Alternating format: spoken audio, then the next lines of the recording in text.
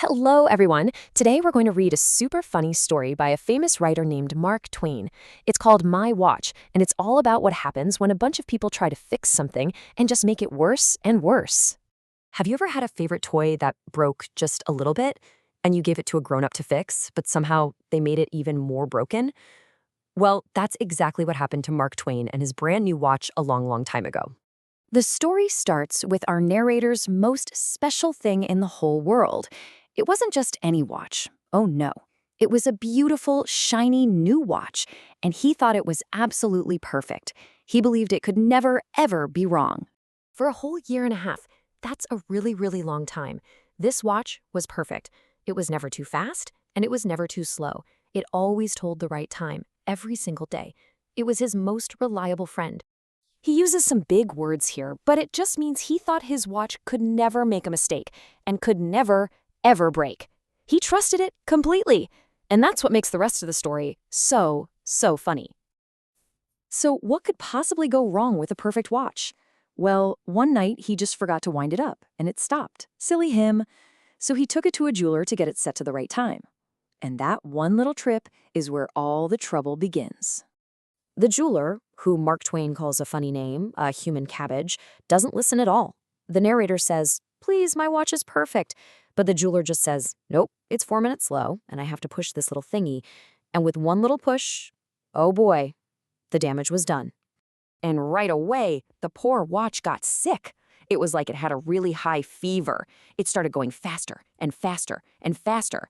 It went from being perfectly healthy to being a very, very sick little watch.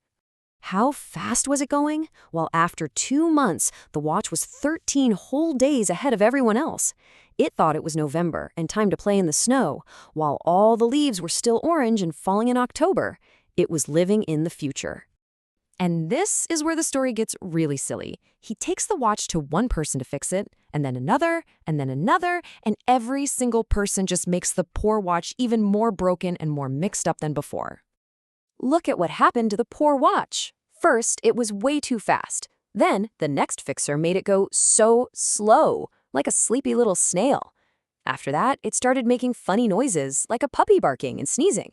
Then, its hands got stuck together like a pair of scissors. And at the very end, it spun around like crazy and then just stopped. Boom. So the first fixer said, "Oh, it just needs a little cleaning up." That sounds simple, right? Wrong. After the cleaning, the watch became so slow that our narrator started being late for everything. It was like he was living in yesterday. The next person he went to said something inside the watch was swelled. What does that even mean? Well, after he fixed it, the watch went crazy. For half of the day, it would tick super fast and make loud noises. And for the other half, it would be so slow that all the other clocks would pass it by. Not very helpful, was it? Okay, on to fixer number 3. This guy said the king bolt was broken. After that repair, the watch got a mind of its own. It would tick for a little while and then just stop to take a rest. Then it would start again whenever it felt like it. What a silly watch. He was getting so tired of this, but he tried one last time. This watchmaker said a couple of other little parts were bent. And guess what? He fixed them, and for a little while, the watch worked perfectly. Our friend was so happy. But then, oh no. The hand started spinning around and around like a spider web, and with a final little bang, the watch stopped working forever. This was it. The watch was totally broken.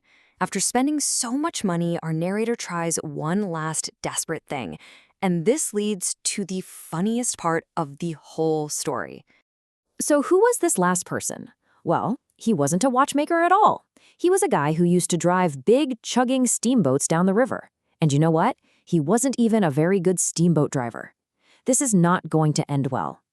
This boat driver looked at the tiny, delicate little watch and said, she's making too much steam. You just need to hang a big, heavy wrench on it. Can you imagine putting a giant wrench on a tiny little watch? That is the silliest idea ever." Well, that was the last straw. The narrator just couldn't take it anymore. Mark Twain writes that he brained him on the spot, which is just a funny cartoon way of saying he finally gave up. No more watch, no more repairs, and no more silly experts for him. And at the end, he remembers what his Uncle William used to say, A good watch is a good watch, and it works perfectly, until people who think they're smart try to fix it and end up breaking it instead. And that leaves us with a little question to think about. This story is super old, but it's still so true, isn't it? It makes you wonder, when something we love is broken, how do we find someone who can really and truly fix it?